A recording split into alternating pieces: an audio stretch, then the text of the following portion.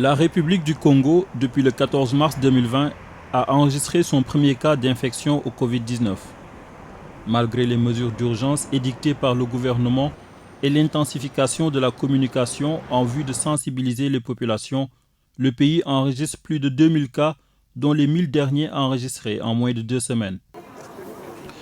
Pour faire face à la pandémie de Covid-19, le Congo a élaboré un plan de préparation et de riposte à cette maladie selon l'approche Une seule santé, en collaboration avec les partenaires techniques et financiers, sous le leadership du Premier ministre et l'expertise du ministère en charge de la santé et du genre. Dans le cadre de la réponse à la pandémie, l'UNFPA s'est inscrit dans la continuité de son assistance au gouvernement de la République du Congo en se positionnant sur 6 domaines d'intervention du plan d'action de riposte, à savoir la coordination, la surveillance épidémiologique, la prévention et le contrôle des infections, la prise en charge médicale et psychologique, la communication et engagement communautaire, ainsi que la logistique. Le FINIAP est un partenaire stratégique pour le secteur de la santé du Congo, mais aussi pour d'autres domaines. Et ce don contribue aux efforts du gouvernement dans le cadre de la lutte contre le Covid-19 et aussi la continuité des services. Donc c'est un complément à ce que le gouvernement et d'autres partenaires apportent dans le domaine et dans le secteur de la santé.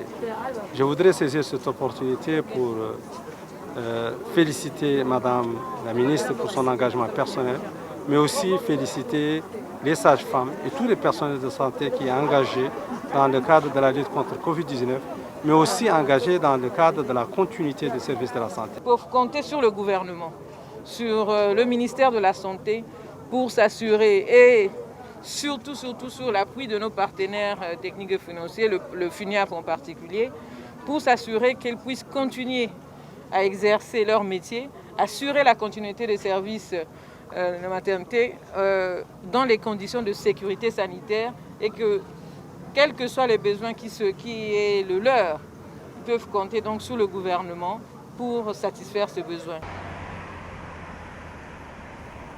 Sur le plan de la coordination, l'UNFPA a fait partie de la task force mise en place dès les premières heures de la pandémie par le gouvernement à travers la mise à disposition de l'expertise de son staff aux différentes commissions techniques de la coordination nationale de la riposte. À ce titre, il a participé à l'élaboration du plan d'appui des agences du système des Nations Unies en appui au gouvernement. Toujours au niveau de la coordination, on note également le renforcement de capacité des équipes du Centre des opérations et d'urgence en santé publique à travers la dotation en équipements informatiques et la formation des gestionnaires de données et des opérateurs d'appel pour la ligne verte. Aussi, l'UNFPA a apporté un appui technique pour l'évaluation des rapports de l'étude de l'impact socio-économique de la pandémie au Congo. Le gouvernement donc a mis en place une riposte face à cette maladie, au Covid-19, mais un seul doigt ne peut pas laver tout le visage. Donc nous avons eu besoin des différents partenaires pour nous appuyer. Spécifiquement, c'est le cas du FINIAP qui nous a appuyés et son appui vient sur 2 volets, donc à savoir un appui matériel, il nous appuie en matériel informatique, et le second appui, c'est au niveau du renforcement des capacités de 48 opérateurs de centres d'appel que nous avons mis en place, qui est le COUSPE. Donc il nous a appuyés par rapport à ces opérateurs-là, afin qu'ils puissent être performants sur le terrain et qu'ils puissent mieux répondre aux besoins de la population concernant le Covid-19.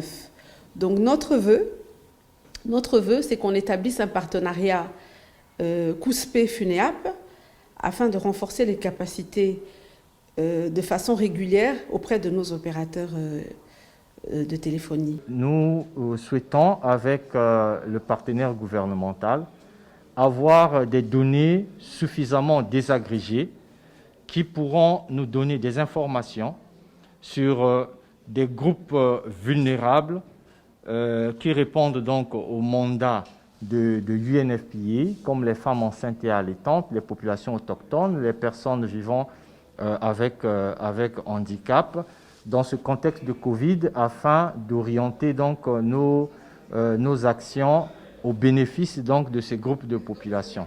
Cette formation a été très bénéfique pour nous, en effet, parce que en fait, nous avons appris de nouvelles méthodes, de nouveaux outils pour collecter les données en lien avec la riposte de la Covid-19 au Congo. Le positionnement stratégique de l'UNFPA face à la pandémie du Covid-19 avait pour leitmotiv d'assurer la continuité des services de santé reproductive, maternelle, néonatale et des adolescents, y compris la protection du personnel de santé, lutter contre les violences basées sur le genre et les pratiques néfastes, assurer l'approvisionnement en produits contraceptifs modernes et autres produits de santé de la reproduction, la production de données fiables, le tout basé sur le principe de ne laisser personne de côté. Nous sommes heureux de constater le travail qui se fait ici et le travail également qui se fait au niveau de l'hôpital de base de Bakongo. Et nous tenons à passer un message particulier aux jeunes filles, aux petites filles, aux mamans, à toutes les femmes qui subissent des violences conjugales, des violences sexuelles, des violences psychologiques, des violences parfois même économiques, à ne pas hésiter à faire recours aux autorités à travers les organisations, les institutions qui ont été mises en place pour cela. De chez vous, vous pouvez appeler le 117, le 1444 et avoir tout de suite une réponse de la police nationale. Nous avons vu qu'au niveau de nos structures de santé, au niveau du ministère en charge de la promotion de la femme et de l'intégration de la femme au développement, nous faisons l'accompagnement médical, psychologique, psychosocial et même nous accompagnons sur le plan juridique ou judiciaire les victimes pour pouvoir porter plainte. Donc le gouvernement travaille à rassurer les populations, à s'assurer que les femmes, les filles, les petites filles sont protégées. En matière de continuité des services de santé, de la reproduction et la disponibilité des médicaments et intrants, l'UNFPA a procédé à la donation de produits de santé maternelle, de contraceptifs et équipements de protection individuelle dans certaines structures du département sanitaire de Brazzaville, ainsi que des structures associatives et communautaires d'une valeur d'environ 130 millions de francs CFA. Sur le plan de la prise en charge des femmes enceintes infectées au Covid, l'UNFPA a contribué à leur suivi et à la mise à disposition de kits de dignité et de kits MAMA. L'assurance de la continuité des services de santé sexuelle et reproductive ainsi que la prise en charge des violences basées sur le genre se sont matérialisées par le maintien de sages-femmes et psychologues dans les zones humanitaires, la disponibilité des médicaments et des intrants ainsi que du matériel pour assurer l'hygiène au sein des maternités. Avec la pandémie, les gens continuent aussi à tomber malades et ils ont besoin de soins de santé. Et le défi pour tous les systèmes de santé dans le monde, dans le contexte de pandémies telles que le Covid-19, c'est d'assurer cette continuité des services. Puisque l'attention est focalisée sur la réponse et la prévention de la pandémie.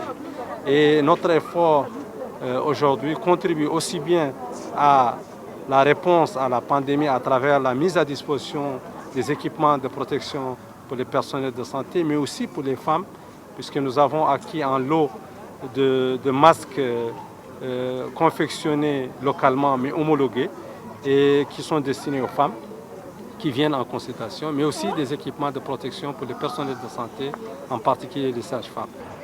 La sage-femme est au cœur des femmes, elle est au cœur des bébés, ça c'est notre travail. Merci, parce que nous avons toujours dit que nous voulons lutter contre la mortalité maternelle et infantile, c'est toujours ça aussi néonatal. Nous, en tant que sage-femme, nous œuvrons tout de notre savoir que nous avons à l'école, sur le terrain, sur ce que nous avons sur place, justement pour pallier à ça. Au Congo, toutes les sages-femmes, au nom de l'ONASAFCO, que je parle au nom de l'ordre des sages-femmes, notre slogan est que nous voulons tout le temps qu'aucune femme doive mourir en cours d'un accouchement et aucun enfant ne doit mourir en venant à la vie. Pendant cette période de Covid-19, une période aussi difficile, nous avons pu réaliser 680 accouchements avec un taux de natalité quasi-existant de 0,01%. Ce geste que le ministère nous apporte pour nous, c'est un soulagement, un accompagnement. Nous ne savons que nous réjouir et dire grand merci. À ce titre, 1617 femmes ont été reçues en CPN1 et 1050 en CPN2. 977 accouchements ont été assistés, dont 11 autocyques. 64 césariennes ont été par ailleurs réalisées. 12 cas d'interruption volontaire de grossesse compliquée ont été traités sur 30. 556 consultations postnatales ont été réalisées, dont 64 après accouchement à domicile. 1772 kits dignité ont été distribués et 1245 kits santé. Les filles, femmes, garçons et hommes ont été sensibilisés sur différentes thématiques. 4456 sur les IST-VIH, 4499 sur l'APF, 5783 sur les VBG, soit 3828 en zone humanitaire. Dans le cadre de ce don, mis à disposition des kits maman, qui sont des kits destinés aux femmes qui viennent d'accoucher et leurs bébés, c'est des kits d'hygiène, mais aussi des produits, des médicaments traceurs, comme vous le voyez ici, qui sont utiles non seulement pour les hôpitaux de district, mais aussi les hôpitaux de référence, comme l'hôpital Blanche Gomez, mais aussi des produits de contraception et d'autres équipements de la santé de la reproduction. Ces équipements remis symboliquement aujourd'hui au niveau de l'hôpital de district de Talangay, de Bakango, mais aussi à l'hôpital Blanche Gomez, sont une partie dans l'eau qui est stockée au niveau de la CAMEPS, qui est destinée à toutes les structures de santé au niveau du pays. Au Congo, comme dans le reste du monde, les violences basées sur le genre se sont accrues avec la pandémie Covid-19. L'UNFPA a adressé une réponse à ce fléau en mettant en place l'initiative Liloba pour un accès accru des services VBG. Cette initiative, mise en œuvre avec le Programme alimentaire mondial, a consisté à informer et sensibiliser sur les violences basées sur le genre pendant les distributions alimentaires et orientations vers les sites de prise en charge holistique. 31 cas de VBG ont reçu un accompagnement psychologique. En zone urbaine de Brazzaville, 15 cas de VBG dont 10 cas de viol, 7 sur mineurs et 3 sur adultes, et 232 cas au total ont été référés dans des sites de prise en charge. Cette initiative a mis l'accent sur les personnes vivant avec un handicap tels que les malvoyants, les déficients auditifs, les handicapés moteurs et les personnes sans mélanine, etc. Nous nous avons sensibilisé sur les violences basées sur les genres. Les violences basées sur les genres, ce sont les violences qui se sont passées pendant le moment de Covid-19. Et donc, nous avons sensibilisé les populations sur ces violences-là pour que cela puisse finir. Et puis, nous avons aussi accompagné ces victimes dans des centres de prise en charge. Et donc, toutes les fois que les bénéficiaires venaient dans les lieux de distribution, qui n'est qu'autre des boutiques, pour prendre des vivres, on leur sensibilisait sur la question des violences basées sur le genre. Sur le plan de la communication et mobilisation communautaire, l'UNFPA a appuyé le ministère de la Jeunesse et de l'Éducation civique en renforçant les capacités de 40 jeunes leaders d'associations en vue d'assurer la sensibilisation de leurs pairs dans les grandes villes telles que Brazzaville, Pointe-Noire et Dolisie. Aussi, une campagne d'information en ligne a été assurée par le Rojalnu et Afriane sur les gestes barrières contre le Covid-19 qui est devenu viral avec plus de 30 000 jeunes mobilisés à travers le pays. La population des jeunes étant majoritaire et la plus vulnérable constituerait l'épicentre de contamination et de diffusion du virus à l'endroit d'autres couches de la population si aucune action n'est prise pour contrer la propagation du virus. C'est pourquoi l'urgence est à la sensibilisation méthodique des jeunes par les jeunes, d'où l'intérêt d'une formation sur les techniques de communication telle qu'initiée par le ministère de la Jeunesse en partenariat avec le Fonds des Nations Unies pour la population, a l'effet d'outiller les jeunes leaders des moyens de leur implication dans la prévention contre la Covid-19, se protégeant eux-mêmes ainsi que leur communauté. Cette formation m'a été très bénéfique. Pourquoi? Parce que lors de la formation, j'ai appris comment les stratégies de communication pour sensibiliser les gens sur la maladie, ceux de mon association et puis ceux de ma famille, les membres de ma famille. Je dis merci beaucoup au FUNIAP d'avoir eu cette idée de former les leaders des associations afin qu'ils puissent former d'autres personnes. Parce que la meilleure communication en formant des jeunes, la meilleure communication se fait de jeunes en jeunes. Si vous sensibilisez déjà une grande partie des jeunes, cette partie-là aussi pourra sensibiliser le reste des jeunes du pays. Conformément à l'appel du chef de l'État d'utiliser tous les canaux de communication, notamment les plus innovants, pour toucher les populations, l'UNFPA, en partenariat avec le ministère en charge de la Santé et du Genre et le ministère en charge de l'économie numérique, ont développé, grâce à une association de développeurs congolais, la plateforme EduCovid, qui est une application avec 3 fonctions essentielles. Rappel automatique des conseils et gestes barrières, canal de diffusion d'informations en temps réel par notification, conseils et assistance aux femmes enceintes et aux personnes testées positives au Covid-19 par un service d'un psychologue en ligne 7 jours sur 7. Cet appui du Fonds des Nations Unies pour la population et du Programme des Nations Unies pour le développement est donc le bienvenu. D'autant plus que nous sommes à l'ère de la révolution digitale, où nous sommes de plus en plus invités à utiliser le numérique pour communiquer, échanger des données et même commercer. Cet appui épouse bien notre feuille de route que nous exécutons pour l'atteinte d'un Congo arrimé au développement de l'économie numérique. Je voudrais, pour terminer mon propos, vous assurer encore de la détermination et de l'engagement du gouvernement à rehausser notre collaboration technologique, à collaborer étroitement avec les agents du système des Nations Unies en associant les jeunes Congolais. Vous avez su placer la jeunesse au cœur des préoccupations qui sont celles du chef de l'État, son Excellence M. Denis Sassou Nguesso.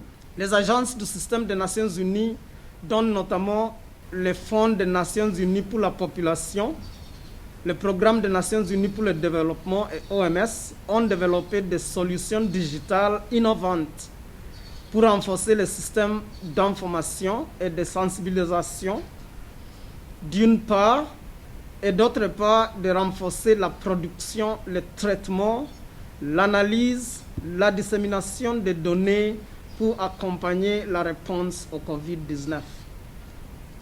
Aujourd'hui, je suis heureux d'annoncer que le système des Nations Unies et le gouvernement, à travers le département ministériel en charge de la santé et de l'économie numérique, pour disposer d'un cadre de partenariat pour la promotion des solutions digitales pour une meilleure riposte à la pandémie du Covid-19. On s'est rendu compte que les gestes barrières, on les connaissait, mais on ne les respectait pas toujours. Et donc par rapport à ça, on s'est dit pourquoi ne pas créer une solution qui devait rappeler les gestes barrières dans la journée auprès des utilisateurs et de manière à ce qu'ils puissent se rappeler qu'il faut se laver les mains, qu'il faut mettre son masque et tous les autres différents gestes barrières. Et donc c'est de là qu'est né EduCovid. Et EduCovid est cette solution qui rappelle les gestes barrières, qui donne des informations vérifiées sur l'évolution de la pandémie au Congo et aussi une introduction complète au Covid et la relation qu'a le Covid avec la femme enceinte. Voilà en gros, et c'est un projet qui a été développé en moins de 2 mois, vu l'urgence de la situation, et c'est une équipe qui a travaillé, je dirais, jour et nuit pour arriver à cet objectif. L'application est présentement en ligne et elle est disponible sur le lien educovidcg.com et c'est comme toute application, elle va toujours évoluer et donc toutes les personnes qui ont des remarques, des suggestions, ils peuvent les déposer sur le site web, il y a un lien pour ça.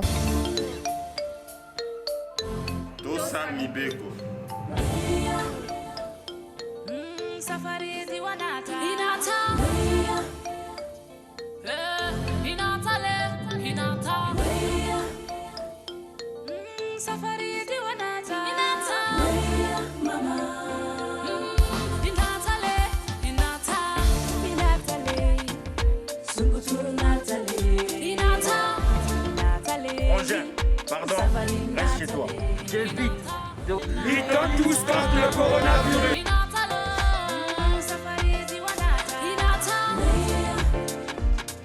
Dans le souci de ne laisser personne de côté, le ministère en charge de la santé et du genre et le Fonds des Nations Unies pour la population ont usé de solutions innovantes en déployant des drones pour la sensibilisation dans les hameaux des populations autochtones en pleine forêt équatoriale dans des zones difficiles d'accès.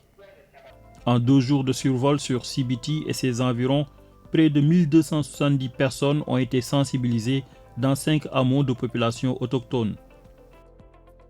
Nous avons sillonné tous les villages environnants des populations autochtones de la ville de Sibiti, où nous avons sensibilisé ces populations en langue nationale et en langue locale, avec la participation des autochtones éclairés eux-mêmes. Et c'était une activité très importante et nous nous réjouissons de cette émission. On était ravis de cette initiative parce qu'en fin de compte, aujourd'hui, on parle de distanciation.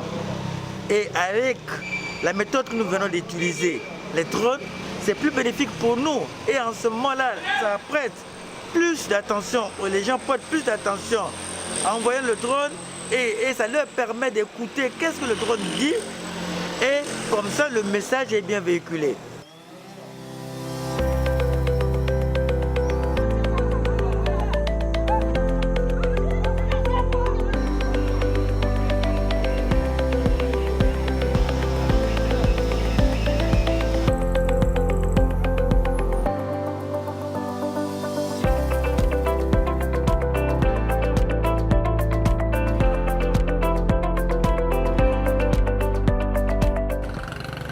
La pandémie de Covid-19 est intervenue en pleine réalisation des séries 2020 de recensement de la population et de l'habitation. Alors que la plupart des pays aient été contraints de suspendre les opérations, le Congo est le seul pays ayant poursuivi sa cartographie censitaire sur tout le territoire pendant le confinement.